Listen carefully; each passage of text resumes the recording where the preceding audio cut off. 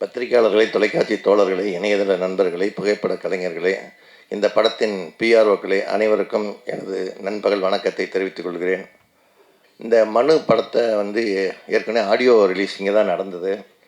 அப்போவும் இதே 4 பேர் தான் பார்த்து பாராட்டி பேசிட்டு போனோம். அந்த நன்றி மறக்காமல் இது ஒரு சக்ஸஸ் மீட்டுக்கு கூப்பிட்ருக்கிற இந்த இயக்குனரையும் இந்த பிஆர்ஓவையும் ஒரு கைத்தட்டி பாராட்டு தெரிவிப்போம். ஏன்னா சினிமாவிலையும் அரசியல்லையும் தான் நன்றி விசுவாசங்கள்லாம் ரொம்ப காணாமல் போயிடுச்சு. அதை இவங்க மறக்காமல் செஞ்சுருக்காங்க. இந்த படம் பார்த்திங்கன்னா கடைசியில் பார்த்திங்கன்னா அந்த ஒரு டைலாக் ஒன்று வரும். இந்த கருத்து சொல்ல வந்துட்டார் அப்படின்னே சொல்லுவாங்க. கருத்து கண்ணாயிரன்ற மாதிரி சொல்லுவாங்க. அவர் அந்த இடத்துல அதுக்கு முன்னாடி அந்த ஆணவ கொலையை பற்றி பேசின இடம் அந்த யார் வசனம் எழுதியிருக்காங்கன்னு தெரியல, ரொம்ப பிரமாதமாக எழுதியிருக்காங்க. இந்த படம்லாம் அவார்டுக்கு போச்சுன்னா கண்டிப்பாக ஏதாவது ஒரு அவார்டை தட்டிட்டு வரும். ஸோ அதுக்கு ஒரு கைத்தட்டி பாராட்டு தெரிவிச்சுக்கலாம். நம்ம ஒரு படம் முழுக்க பார்த்திங்கன்னா கேமரா ஒர்க்கு ரொம்ப பளிச்சுன்னு இருக்கும்.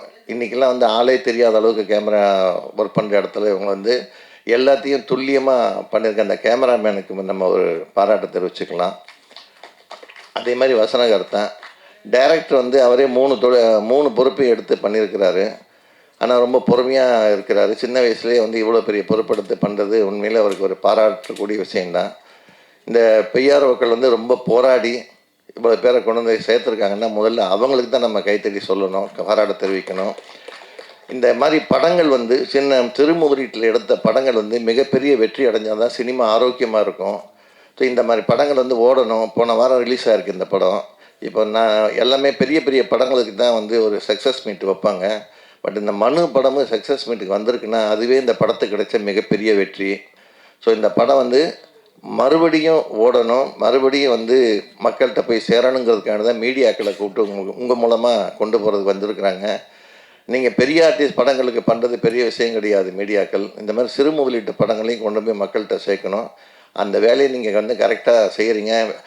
மற்ற ஸ்டேட்லேருந்து பார்க்குற ஆளுங்க எல்லாமே என்ன சொல்கிறாங்கன்னா, தமிழ்நாட்டில் பாகுபாடு பார்க்காம பத்திரிக்காரங்க எல்லா படத்துக்கும் ஒரே மாதிரி பப்ளிசிட்டி கொடுக்குறாங்கன்ற ஒரு பெருமையான பேர் உங்களுக்கு கிடச்சிருக்கு.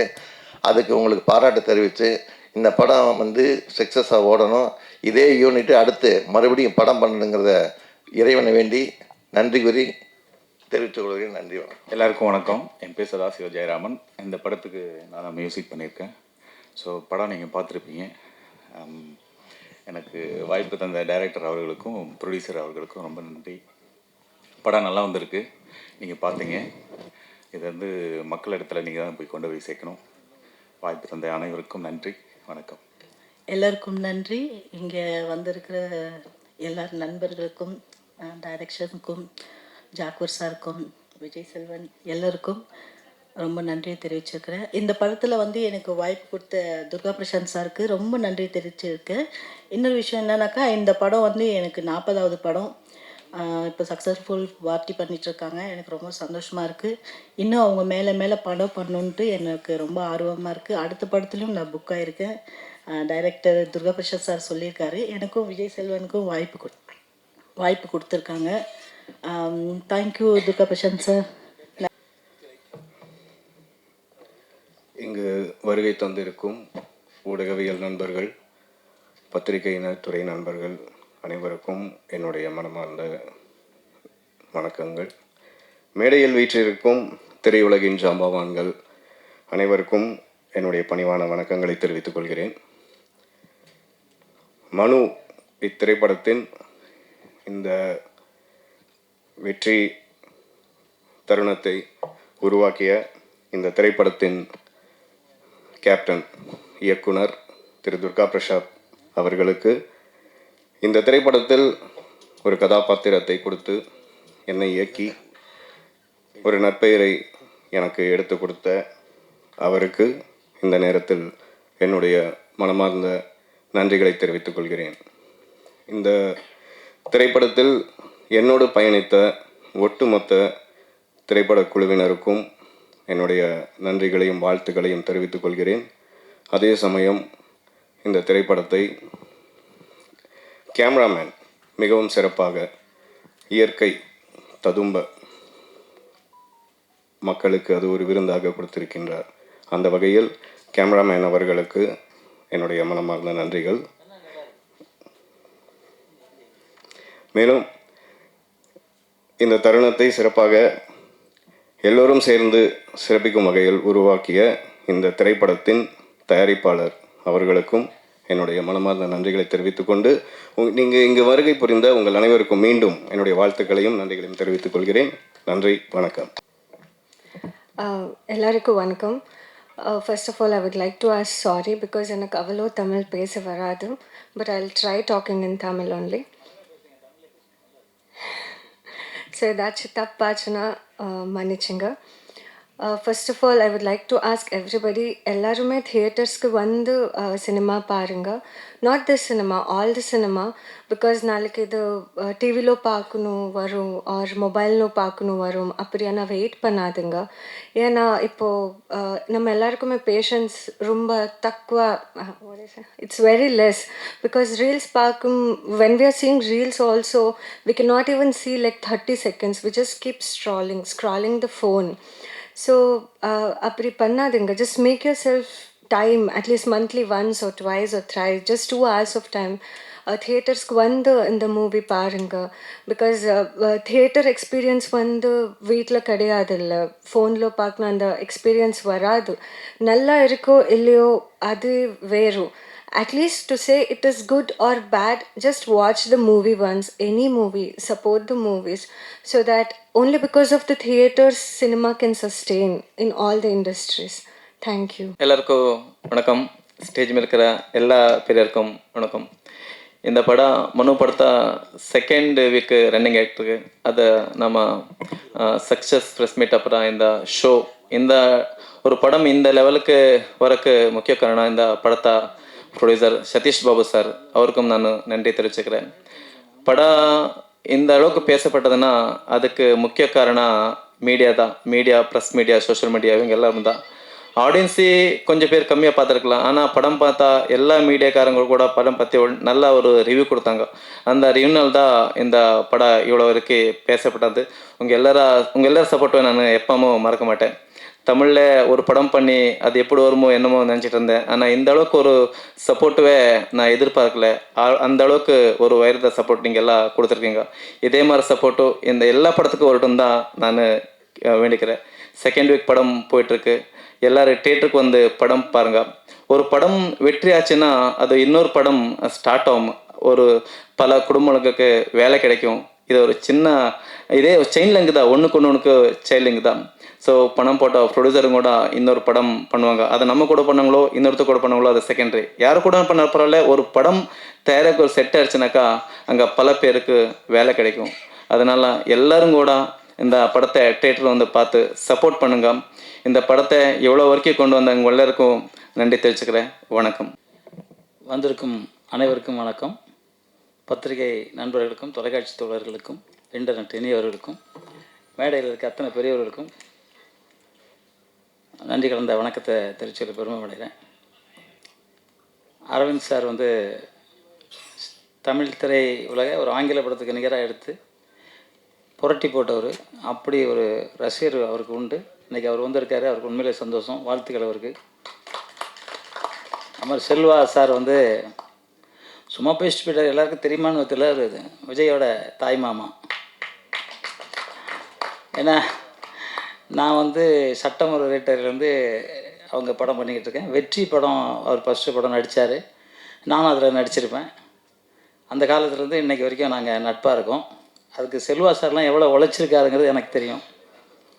என்னென்ன கஷ்டப்பட்டார் செல்வா சார் எல்லாமே எனக்கு தெரியும். நாங்கள் கூட வந்து பார்த்துக்கிட்டு தான் இருந்தோம். திட்டு வாங்கியிருப்பார், நல்லது பண்ணி எல்லாம் உண்டு. பட் ஓகே, ஏதோ ஒரு பக்கத்தில் வந்து ஒரு முதல்வரை நம்ம நிறுத்திட்டோம். திரையுலகத்துலேருந்து புரட்சித் தலைவர் எம்ஜிஆருக்கு அப்புறம் ஒரு ஹீரோவை கொண்டு நிறுத்தியிருக்கோம். அது நல்லது நடந்துக்கிட்டு இருக்கோம். நல்லது நடக்கும் அப்படின்னு நல்லா நினைப்போம். அவருக்கும் வாழ்த்துக்கள். அப்புறம் மியூசிக் டைரக்டர் தொப்பியை கழட்டவே மாட்டேங்கிறார். நமக்கு ஆளே தெரிய மாட்டேங்குது. கண்ணாடி வேறு போட்டிருக்காரு, தெரியல. அவருக்கும் வாழ்த்துக்கள். ரொம்ப நல்லா இருக்குது மியூசிக். நம்ம ஆடியோ ஃபங்க்ஷன்லேயே ரொம்ப சொன்னது தான். ரொம்ப நல்லா இருக்குது. அப்புறம் டைரக்டர் எனக்கு ரொம்ப கால நண்பர், ஒரு நல்ல மனிதர், நல்ல மனம் கொண்ட மனிதர். அதனால் நல்ல படம் நல்லபடியாக ஓடி இருக்கு. இன்றைக்கி ஓடி வெற்றி விழா தானே இது. உண்மையில் இன்னும் நிறையா போகும். உங்களுக்கு வாழ்த்துக்கள் சார். நீங்கள் இதே மாதிரி குணமாக எப்பவும் நல்லா இருங்க. உங்களுக்கு வாழ்த்துக்கள். அப்புறம் மியூசிக் பாட்டு எழுந்த அத்தனை பேருக்கும் குறிப்பாக நன்றி சொல்கிறேன். அப்புறம் தேவிஸ்ரீ மேடம், அவங்க வந்து எங்கள் கூட 2-3 படம் நடிச்சிருக்காங்க.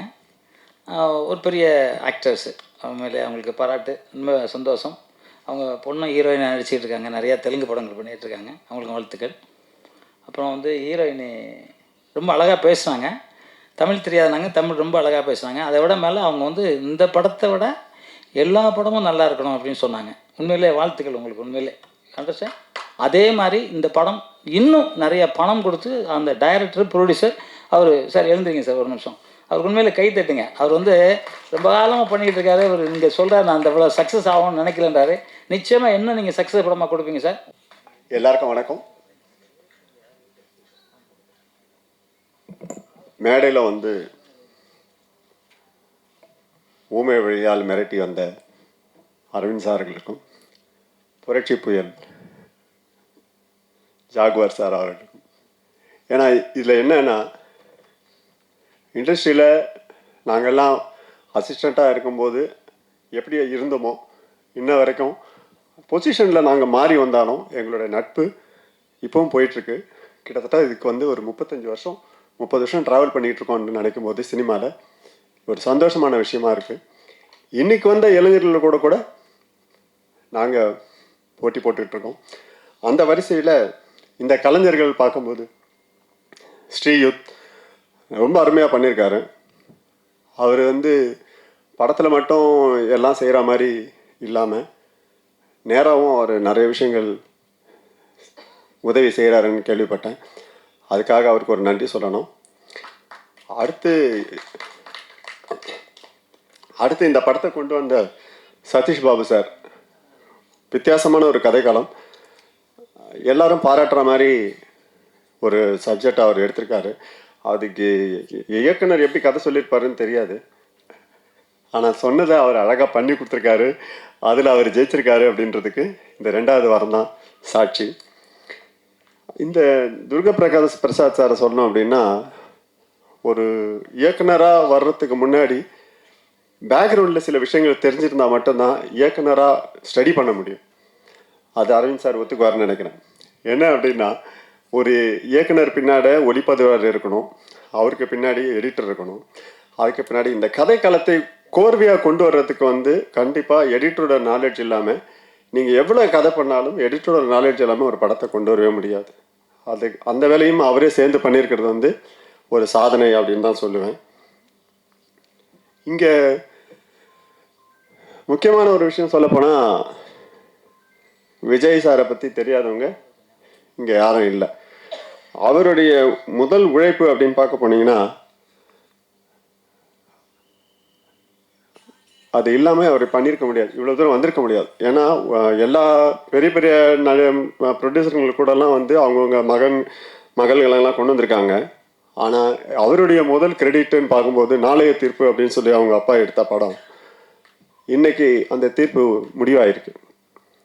அந்த தீர்ப்பு முடிவாகிறதுக்கும் பார்க்க போனீங்கன்னா, இப்போ இந்த உழைப்பு வந்து என்னாலேயோ ஜாகுவார் சாராலையோ அரவிந்த் சாராலையோ இவங்க எல்லாருமே சேர்ந்து அவரை முன்னுக்கு கொண்டு வர்றதுக்கு நம்ம எவ்வளோ பாடுபட்டோன்றது இங்கே எல்லாருக்குமே தெரியும்.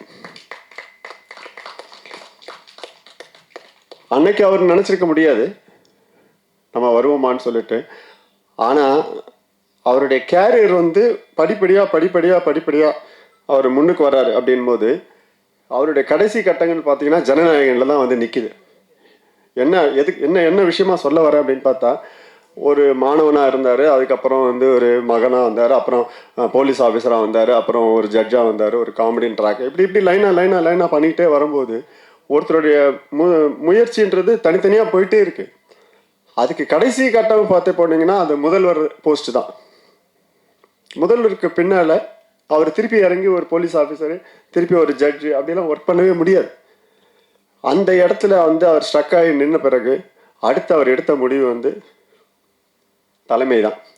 அது 8 கோடி மக்களுடைய தலைமையாக அவர் கொண்டு வந்து இறங்கியிருக்காரு அப்படின்றது ஆணித்தரமாக நான் இங்கே பதிவு பண்ண விரும்புகிறேன். ஏன்னா இதை வந்து ரஜினி சாரோ கமல் சாரோ தொடலை. முதல்வன் படம் வந்து கமல்ஹாசன் சாருக்கு போகும்போது கமல்ஹாசன் சார் அதை பண்ணலை. ஏன்னா அவர் அன்னைக்கு பண்ணியிருந்தாருன்னா ஒருவேளை அவர் முதல்வர் ஆயிருக்கலாம். ஏன்னா அதுக்கப்புறம் அவருக்கு படம் கொடுக்கறதுக்கு படம் கிடையாது, இந்த ஒரு சூழ்நிலை இருக்குது. அதுக்கடுத்து ஒன்று சொல்லப்போனால் வந்து அன்னைக்கு வந்து விஜய்க்கு ஒரு நாளைய தீர்ப்பு கொடுத்து எப்படி முன்னுக்கு வந்து அவர் இன்னைக்கு அரசியலுக்கு வந்தாரோ அதே மாதிரி இந்த குழு இங்கே மனு கொடுத்துருக்காங்க. மனு கொடுத்த மக்களுக்கு வந்து மனு கொடுத்துருக்காங்க. இந்த மனுவால் அவங்க இன்னும் மேலே மேலே உயர்ந்து அடுத்த தலைமுறைக்கோ இல்லை அடுத்த விஷயங்களுக்கு சொல்கிறதுக்கோ உபயோகரமாக இருப்பாங்க அப்படின்னு சொல்லி என் உரையை முடிக்கிறேன்.